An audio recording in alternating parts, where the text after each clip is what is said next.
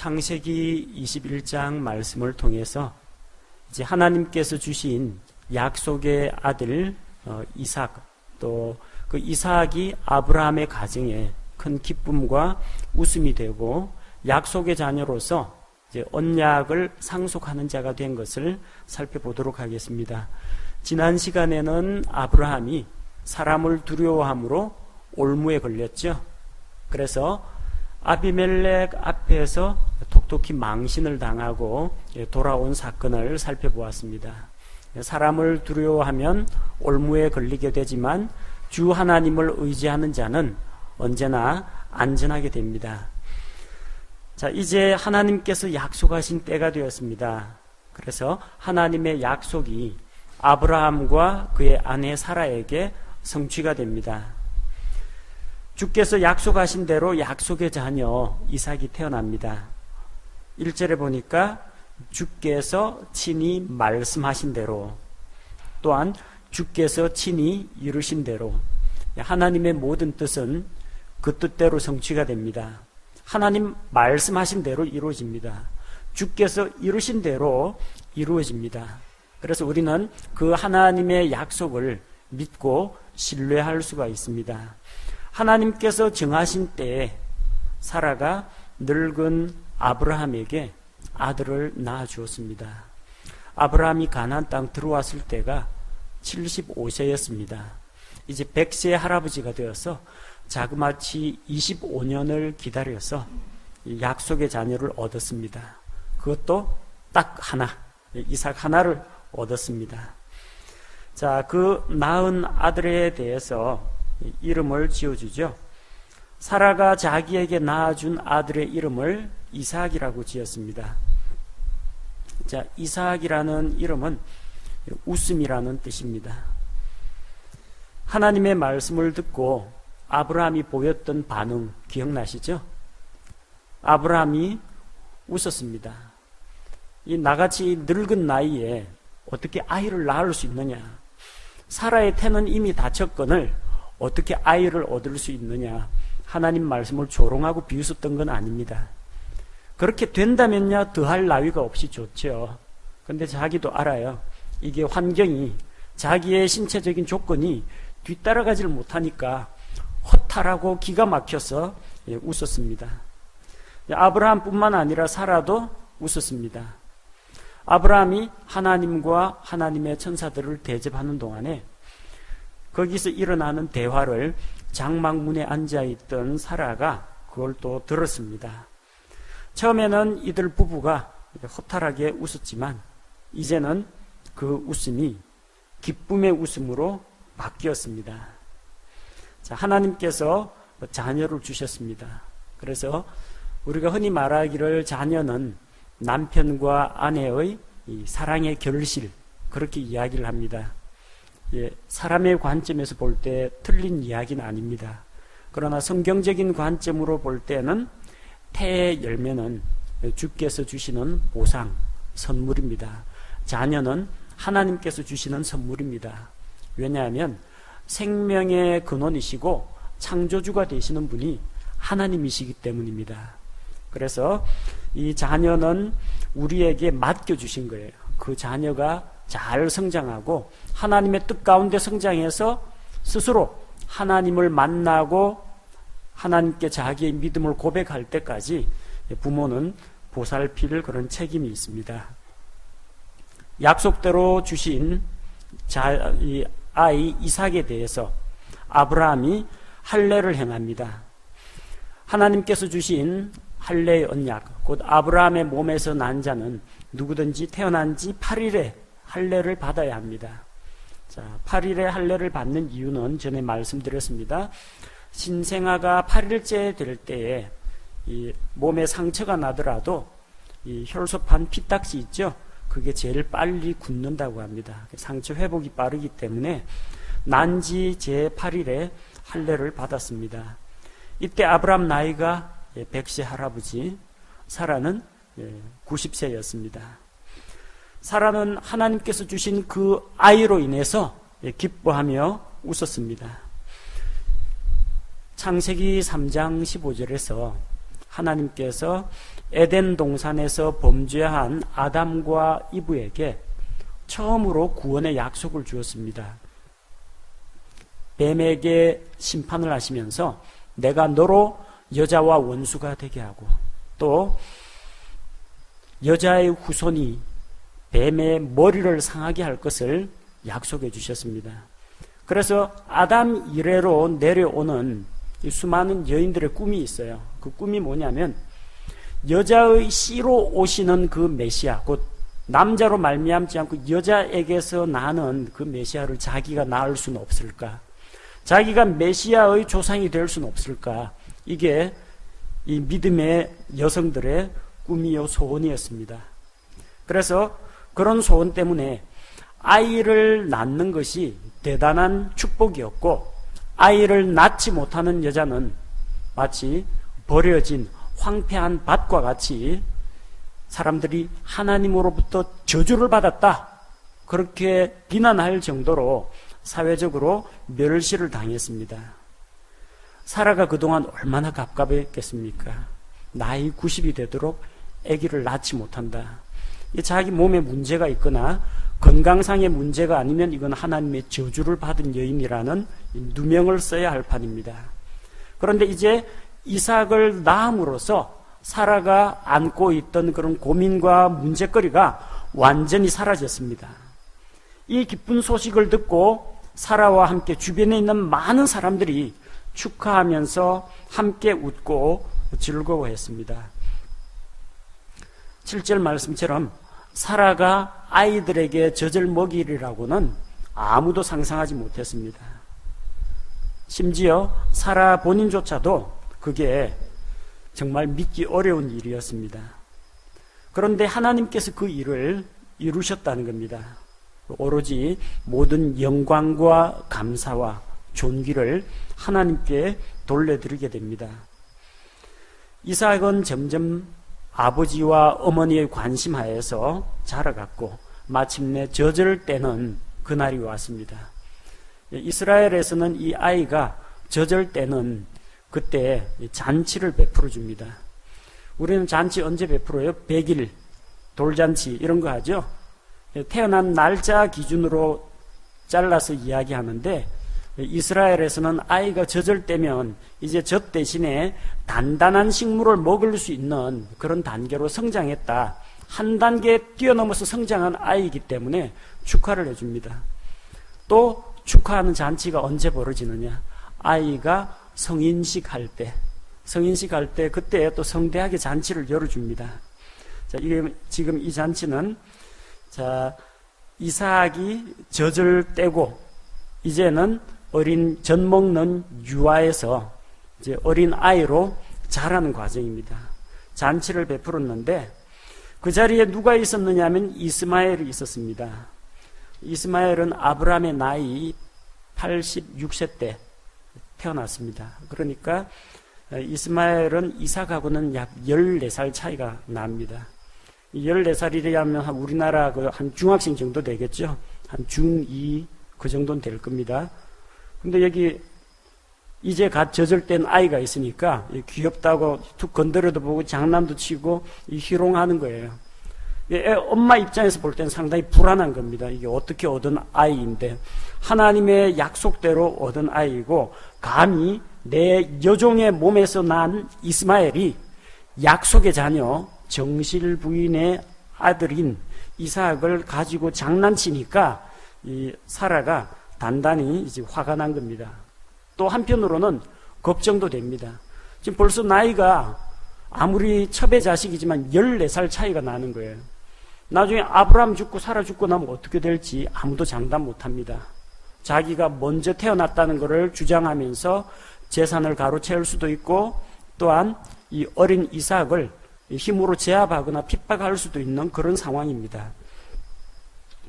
그 당시에 이스마엘이 젖을 갓댄 그 이삭을 데리고 장난치고 희롱한 것을 가리켜서 신약 성경에서는 육신의 자녀가 약속의 자녀를 핍박했다, 그렇게 기록하고 있습니다. 그래서 갈라디아서 4장 29절에서는 그러나 그때 육체를 따라 태어난 자가 성령을 따라 태어난 자를 핍박한 것 같이 지금도 그러하도다. 오늘날도 마찬가지입니다. 육체를 따라서 태어난 자가 누굽니까?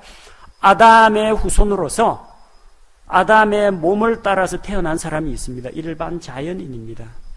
그런데 성령을 따라 태어난 자가 있습니다. 예수 그리스도를 믿고 구원을 받아서 물에서 나고 성령에게서 난 자, 거듭난 자, 곧 하나님의 자녀예요. 이 세상에 있으면서 그리스도인은 육체를 따라 태어난 자들로부터 핍박을 받습니다. 예나 지금이나 마찬가지입니다. 그 육체를 따라 태어난 이스마엘이 자기 아들 이삭을 희롱하는 것을 보고 사라가 남편 아브라함에게 청혼을 넣습니다. 아브라함에게 여자 노예를 데려다가 첩으로 삼아서 아이를 낳으라고 권한 사람은 사라 본인이었습니다.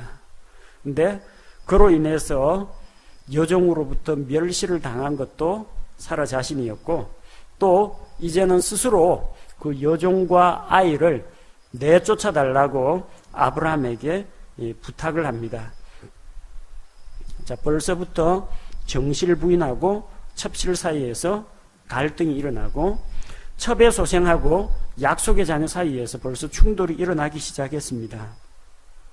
그래서 아브라함은 11절 말씀과 같이 크게 걱정을 합니다.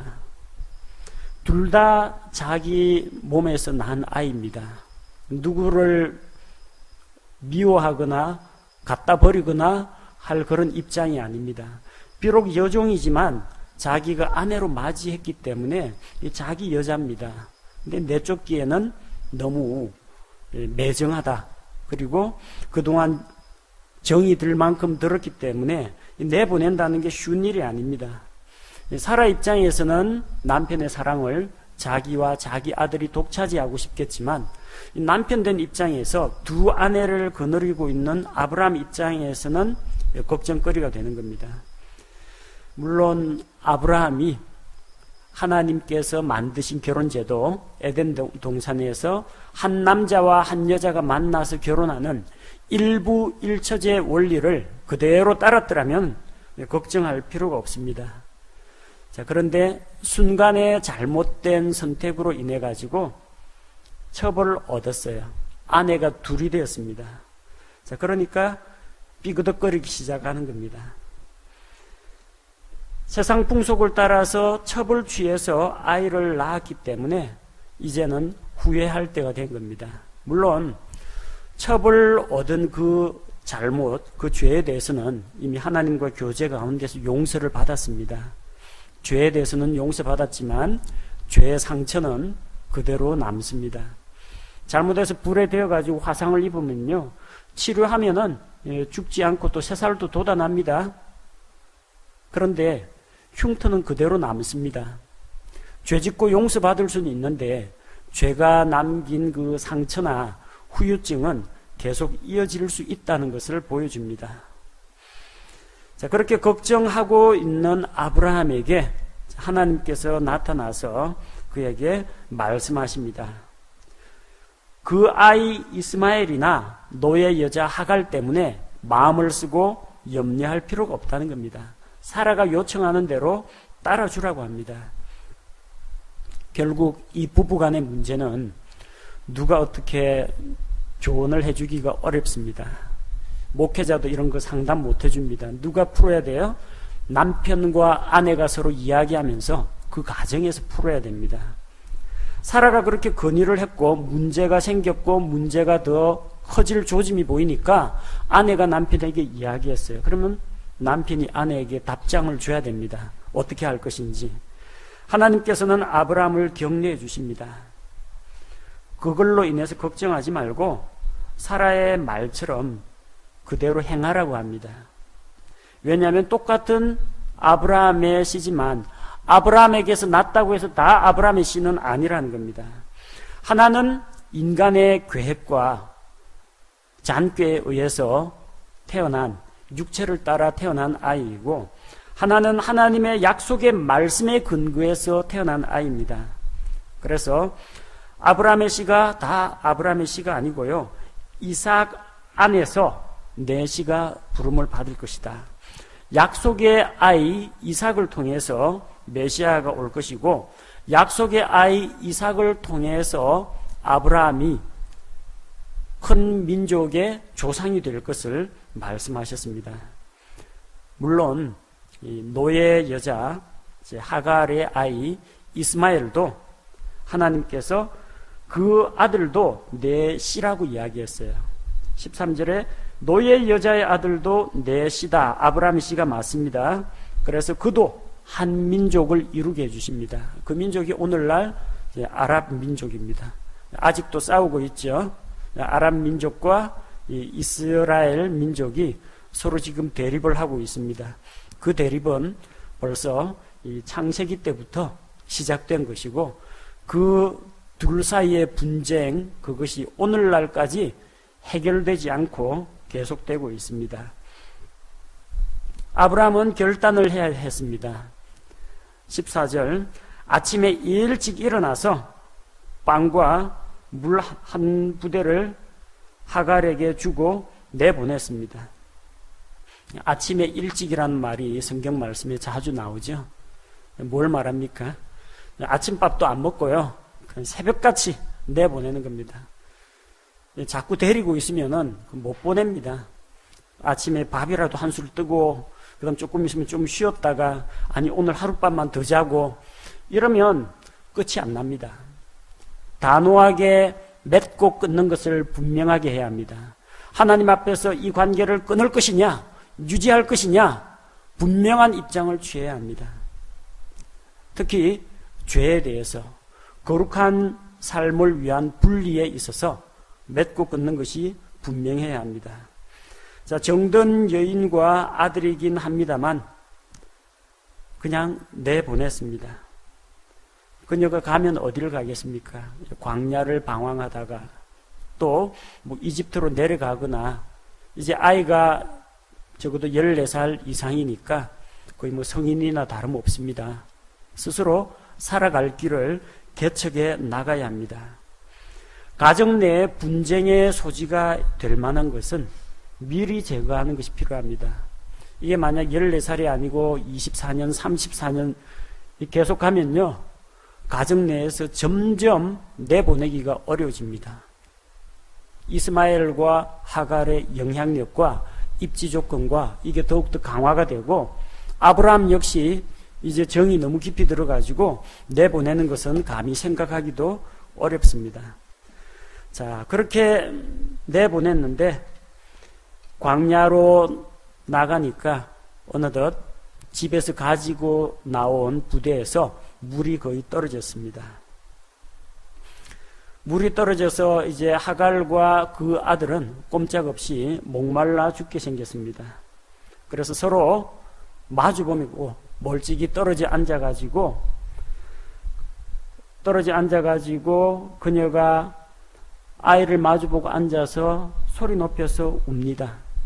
자, 그런데 하나님께서 음성을 들었습니다. 누구 음성을 들었어요? 울고 있는 하갈의 음성을 들으신 게 아니고요, 17절 보니까 그 아이의 음성을 들었습니다. 노예 여자 종의 음성을 들은 게 아니고요, 아브라함의 씨인 이스마엘의 음성을 들으셨습니다. 자, 음성을 들으시고 이제 하나님께서 들으셨는데 누가 그녀를 불렀느냐면 하나님의 천사가 불렀습니다. 이 천사는 단순한 하나님의 심부름꾼 천사를 말하는 게 아닙니다. 특별히 이제 하나님의 천사라고 여기 표시가 되어 있죠. The Angel of God이라고 되어 있습니다. 자, 이렇게 천사들 복수형으로 나타나는 그런 천사가 아니고 주의 천사, 하나님의 천사, 혹은 천사라는 A자가 대문자로 되어 있는 그런 경우가 있어요. 이거는 신성을 가지고 있는 존재를 나타냅니다. 곧 성육신하기 이전에 예수 그리스도를 나타냅니다. 이 마리아의 몸에서 태어나기 이전에 성자 하나님이신 예수 그리스도를 나타냅니다. 자, 그래서 그 음성을 듣고 약속을 줍니다. 하갈에게 일러줍니다. 하갈아, 무엇이 너를 괴롭게 하느냐? 두려워하지 말라고 했습니다. 하나님께서 저 아이의 음성을 들으셨다는 겁니다. 그리고 하나님께서 그 아이를 크게 큰 민족으로 세워주겠다고 약속을 주셨습니다. 이제 아이를 이렇게 세우라. 그리고 하나님께서 하갈의 눈을 열어주시니까 그녀가 우물을 발견했습니다.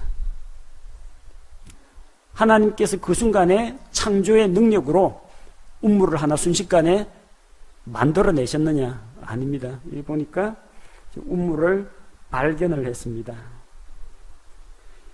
우물은 이미 그 자리에 있었습니다. 그러나 그게 하갈의 눈에는 보이지 않았습니다.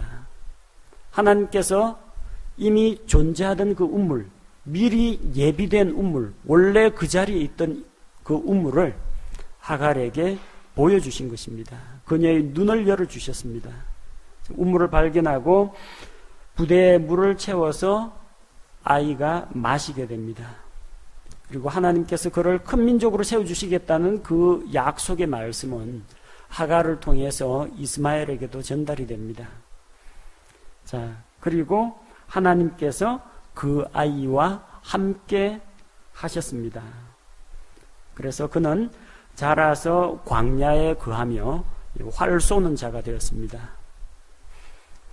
그리고 21절 말씀과 같이 하갈은 자기의 고향이었던 그 이집트 땅에서 그 이스마엘의 아내를 얻어줍니다.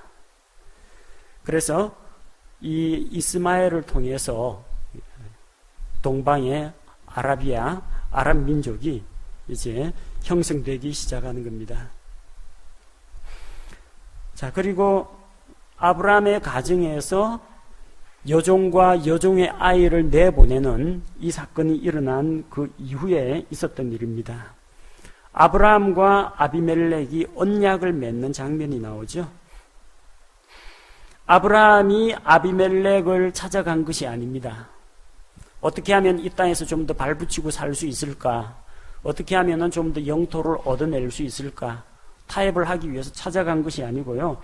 아비멜렉과 그의 군대 총대장, 군대 장관이 아브라함에게 나와왔습니다. 왜 나와왔느냐? 자, 아브라함을 찾아와서 하는 말이 내가 행하는 모든 일에서 하나님께서 너와 함께 하시는도다. 참 얼마나 놀라운 간증입니까? 하나님이 아브라함과 함께 계시다는 것을 아비멜렉이 어떻게 알았을까요? 100세 된 할아버지가 하나님의 도우심으로 기적적으로 아이를 얻었다. 이거 벌써 하나님께 영광이 돌아가는, 그리고 아브라함의 기도가 응답되고 하나님께서 아브라함에게 복 주셨다는 그 증거가 됩니다. 아브라함이 가는 곳마다 제단을 쌓고 우물을 파면 물이 나옵니다. 광야에서 땅을 파면 물이 나옵니다. 누가 봐도 신기한 이야기입니다. 어떻게 저렇게 형통한 삶을 사는가? 하나님이 함께 하시기 때문에 가능한 겁니다. 아비멜렉에게, 비골에게 자기가 섬기는 신이 없겠습니까? 이방 종교의 신들 다 있습니다. 하지만 아무짝에도 쓸모없습니다. 복을 주지도 못하고 화를 주지도 못하고 하나님과 같은 거룩한 위엄도 없고 나타나서 목소리 한번 들려준 적이 없습니다. 자, 그러니까 이게 어느 신이 진짜 신인지 이방인들이 봐도 안다는 겁니다. 하나님께서 분명히 너와 함께 있는 것을 우리가 발견했다는 겁니다. 우리 그리스도인들 역시 믿지 않는 사람들로부터 이런 칭찬을 들어야 됩니다. 그리스도인들도 이 사회 가운데에서 가족과 친척과 친구들 가운데에서 그런 간증이 드러나야 합니다. 다른 건 모르겠는데 너 보니까 하나님께서 너와 함께 하시는 것 같다. 이런 고백이 나올 수 있어야 합니다. 그래서 아브라함에게 주신 그 하나님의 약속, 너로 큰 민족을 이루게 하겠다. 그 약속, 아브라함이 줄줄 외우고 다니고 이삭이 외우고 다닐 테니까 주변 사람들 다 알겠죠? 하나님이 복 주신 사람, 하나님의 복이 오는 통로. 그래서 아브라함이 장차 큰 민족을 이루고 강대해질 것을 생각하는 겁니다. 그리고 그 민족에게 하나님이, 전능하신 하나님이, 불가능이 없는 하나님이 함께 계신다는 거예요. 이 아비멜렉으로서는 이 상당히 위축될 수밖에 없습니다. 그래서 미리부터 화평조약을 맺어야 되겠다. 그래서 찾아온 겁니다. 그래서 양자간에 언약을 체결하고자 찾아왔는데 아브라함은 그 자리에서 아비멜렉의 종들이 자기가 판 우물을 폭력으로 빼앗은 것에 대해서 책망을 합니다. 이 영토가 아브라함의 소유 영토는 없습니다. 아브라함은 이 땅에서 지금 나그네와 행인으로서 그냥 살아가고 있어요. 그 땅은 블레셋 사람들의 땅이요, 아비멜렉이 차지하고 있습니다. 그래서 남의 땅에서 유목민이니까 지나다니면서 풀밭, 물 있으면은 가축을 키울 수 있죠. 그래서 가축에게 물 먹이려고 남의 땅에서 이제 우물 판 거예요. 원래 우물 파서 물이 나오면 판 사람 소유가 됩니다. 그런데 억울하게도 아비멜렉의 종들이 그걸 시샘해가지고 그 우물을 빼앗았던 겁니다. 그 우물을 빼앗은 거에 대해서 아브라함이 항의를 합니다. 아비멜렉은 자기는 몰랐다라고 변명을 하죠. 자, 그래서 이 아브라함이 판 우물에 대해서 증거를 세웁니다. 28절에서 30절에 보면 아브라함이 이 가축들 가운데서 어린 암양 7마리를 따로 떼어놓습니다. 그리고 그걸 아비멜렉에게 줍니다.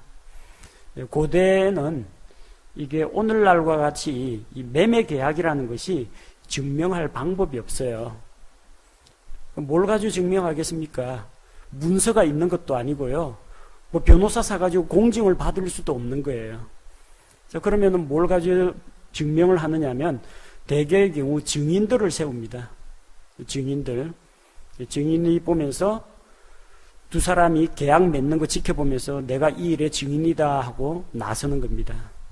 결혼식 할 때도 그러죠. 결혼식 할 때에도 신랑과 신부가 결혼한다 하면은 주례와 그 하객들이 결혼식의 증인이 되는 겁니다. 근데 이 증인이라는 게 사실 좀 부실합니다. 언제 병들어서 죽을지, 사냥 나갔다고 죽을지 아무도 알 수가 없어요. 또 이 증인이라는 게 사람은 본래 좀 거짓말을 잘합니다. 죄악된 속성을 가지고 있어가지고 자기 기분 이제 좀 안 좋고 그러면은 불리한 증언을 해버리거나 위증을 하는 경우도 생긴다는 겁니다. 그러니까 이 사람은 좀 믿기가 힘듭니다. 그 사람이 천년만년 안 죽고 오래 살면 증인이 되어주는데 그 대신에 가지고 다른 물건을 교환하는 그런 방식이 생겨났습니다. 그래서 이번에 내가 돈을 주고 당신의 밭을 샀다 그러면은 우리가 서로 사고 팔았다는 걸 뭘로 증명을 하느냐? 당신이 나한테 밭 팔았다. 내가 돈 받고 줬다. 그 증거로 당신이 차고 있는 칼을 나에게 달라. 그럽니다. 칼 소유권이 넘어가는 거죠. 밭은 가지고 다닐 수는 없죠. 나중에 문제가 돼가지고 이게 팔았다 안 팔았다 되면 이 칼 봐라. 그날 기억하느냐? 밭 팔고 나한테 칼을 선물로 주지 않았느냐? 안 그러면 당신 칼을 내가 왜 가지고 있겠느냐? 증거 자료가 되는 겁니다. 그것과 마찬가지로 아브라함은 이 물질을 내세워가지고 증거로 삼는 겁니다. 이 암양 7마리에는 두 가지 의미가 있어요. 하나는 내가 남의 땅이긴 하지만 이 우물을 내가 팠는데 이 우물 소유권을 이 양을 받고 소유권 인정하라는 이야기입니다. 그 다음에 나중에 이 우물을 아브라함의 우물이라고 아비멜렉은 인정해 줬는데 또 이다 아니다 하고 또 따지는 사람들이 나와요. 그때 아비멜렉이 가지고 있는 양 7마리 그거 내가 준 거다. 왜 줬느냐? 그 우물 판 거 그날 증인으로 줬다는 겁니다. 기억이 가물가물할지 몰라도 이 암양은 함부로 안 잡습니다. 계속해서 새끼 낳아야 되기 때문에. 그래서 그 암양 7마리가 아브라함을 위해서 증거물이 된다는 겁니다. 그리고 서로 그 자리에서 맹세했습니다. 이 맹세 안에는 아비멜렉이 그동안 아브라함에게 선하게 대우한 것처럼 아브라함이 큰 민족이 되더라도 이 아비멜렉과 그에게 속한 것들을 함부로 넘보지 말고 해치지 말고 선하게 잘 대해줄 것에 대한 그런 약속입니다. 서로 맹세했다라고 해서 그때 바로 그 우물을 가리켜서 브엘세바라고 부릅니다. 브엘세바라는 말은 맹세의 우물이라는 그런 뜻입니다. 예루살렘에서 한 남쪽으로 70km 정도 내려가면 있습니다. 이스라엘의 남서쪽 약간 서쪽으로 기울어 있는데 네게브 사막에 있어요. 그리고 구약 성경에서는 이스라엘의 영토 가운데에서 남단 경계가 됩니다. 이스라엘 영토를 이야기할 때 단에서 부엘세바까지 이야기하죠. 우리말로 하면 백두에서 한라까지 하고 똑같은 표현이에요. 요르단강 동편에서 해지는 대해, 지중해 서쪽까지, 동쪽과 서쪽, 남쪽과 북쪽 경계선입니다. 그 가운데에서 부엘세바가 이스라엘의 최남단 경계선이 됩니다. 그렇게 해서 맹세하고 같이 먹고 마시고 잔치를 베풀고 잘 대접해서 돌려보냈습니다. 그래서 이 아비멜렉과 비골이 떠나간 다음에 아브라함은 맹세의 우물 부엘세바에서 작은 숲을 심었습니다. 작은 숲이라고 하니까 여러분 좀 익숙지가 않죠? 개역 성경에 이게 에셀 나무를 심었다 그렇게 되어 있는데 에셀 나무라는 건 없습니다. 히브리어는 아세라라고 되어 있어요. 아세라. 아세라는 여신 이름이 아닙니다. 아스타로트는 여신인데 아세라는 여신이 아니고요. 아세라라는 말은 작은 숲이라는 뜻입니다. 보통 이스라엘이 우상을 섬길 때 그 동상을 쭉 세우고 그 동상을 수호하는 그 주변에 작은 숲을 만들었어요. 그걸 가리켜서 인공적으로 꾸민 작은 동산을 아세라라고 합니다. 잘 이해가 안 되시면 가톨릭 성당에 가면요, 마리아상 세워놓고 그 주변에 작은 나무를 쫙 심어가지고 울타리를 칩니다. 그 작은 숲을 가리켜서 작은 숲을 아세라라고 부릅니다. 아브라함이 그러면 아세라를 심고 우상숭배를 했느냐? 우상숭배를 한 것은 아닙니다. 아브라함은 신상을 그 가운데 세우지 않았습니다. 그러니까 신상을 세우고 그 신상 주변을 나무로 꾸며놓는 그게 우상숭배입니다. 근데 아브라함은 신상을 세운 적은 없고 작은 숲을 심고 거기에서 누구를 불렀어요? 영존하시는 하나님의 이름을 불렀다. 그렇게 기록되어 있습니다. 우리 주 하나님은 영존하는, 영원토록 계시는 하나님이십니다. 바로 이 하나님의 속성을 그대로 이어신 분이 예수 그리스도입니다. 아버지 하나님과 똑같은 속성을 가지고 있죠. 예수님에 대한 대언의 말씀에 이사야 대언자가 뭐라고 했습니까? 놀라우시니, 좋은 자, 그리고 전능하신 하나님, 영존하시는 아버지, 평화의 왕, 5가지 이름. 그 가운데 4번째 이름이 영존하시는 아버지, 영존하시는 하나님. 아버지 하나님과 똑같이 예수 그리스도께서도 영존하시는 하나님입니다. 영원토록 존재하시는 하나님 엘 올람. 아브라함 나이 지금 100세 넘었습니다. 하나님께서 약속하신 것을 이삭을 통해서 또 이삭을 통해서 태어날 그 아이들에게 계속 지켜주셔야 되는데, 하늘의 별처럼 많은 자손을 주시려면 그래야 되는데 자기는 이제 늙어서 죽는다는 겁니다. 그런데 하나님은 끝까지 계셔야 됩니다. 영원토록 계셔야 됩니다. 영원토록 계셔서 아브라함이 죽은 이후에도 이삭을 통해서 또 이삭의 씨를 통해서 약속하신 바를 이루실 것을 믿었다는 겁니다. 우리 하나님이 영존하시기 때문에 우리가 안심하고 하나님을 의지하고 믿을 수가 있습니다. 하나님이 유한한 존재, 우리처럼 몇백 년 살다가 그냥 죽는 존재라면은 하나님을 신뢰할 수가 없습니다. 자, 이제 아브라함은 블레셋 사람들의 땅에서 여러 해 머뭅니다. 하나님으로부터 아브라함은 약속을 받았어요. 뭐 받았습니까? 땅을 주겠다, 씨를 주겠다, 그 씨를 통해서 복을 주겠다. 근데 아직까지 이 아들은 씨는 하나 받았습니다. 딱 하나. 근데 아직 땅은 받지를 못했어요. 아직 그 땅을 소유하지도 못했고 이방인들 가운데 섞여 살면서 나그네로 그들 가운데 거했습니다. 하지만 그 약속은 점진적으로 하나님께서 이루어 주십니다. 이집트에서 나온 이스라엘 민족이 가나안 땅을 정복하면서 하나님의 약속은 성취되기 시작했고, 일시적으로 그 땅에서 쫓겨나서 전 세계에 방황했지만 다시 이스라엘 민족이 독립적인 국가를 이루고 1948년 5월에 팔레스틴 땅으로 돌아왔습니다. 아직까지 그 땅을 완전히 차지하지는 못했습니다. 여러 적대국들이 있고 피에로 팔레스틴 해방기구가 있고 여러 강대국들의 이권이 개입되어 있습니다. 그러나 우리 주 예수 그리스도께서 이 땅으로 다시 오실 때 그때 다시 이스라엘의 부흥이 일어나고 그 땅을 회복하게 될 것입니다. 우리는 창세기 21장을 통해서 변치 않고 신실하게 약속을 지키시는 그런 하나님의 신실하심을 볼 수가 있습니다. 하나님의 약속은 이루어집니다. 그분의 말씀대로 이루어집니다. 내 말하는 대로 이루어질 거다, 믿습니다, 뭐 이렇게 해서 우리의 생각대로 이루어지거나 우리의 소원대로, 우리의 말대로, 우리가 꿈꾸는 대로, 우리가 생각하는 대로 이루어지지는 않습니다. 그래 되면 큰일 나요.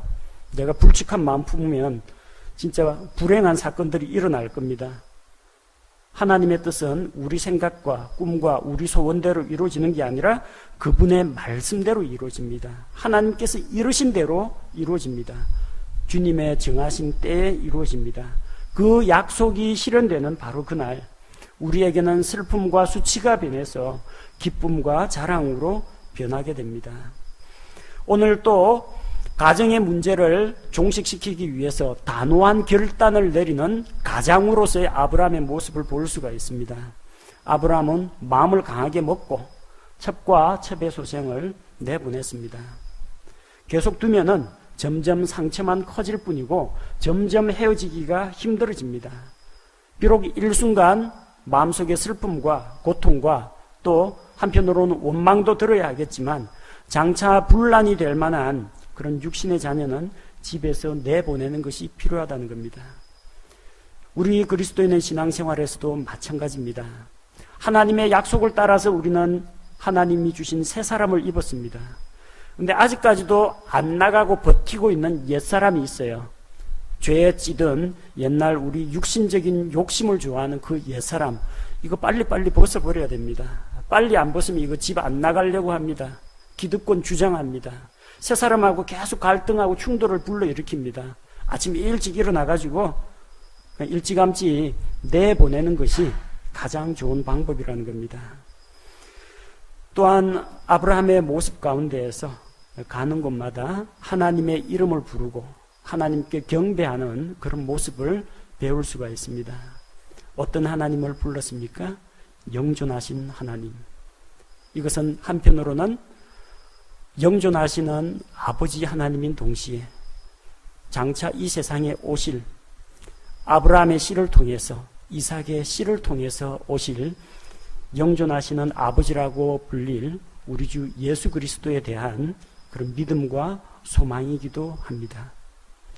제가 기도하겠습니다.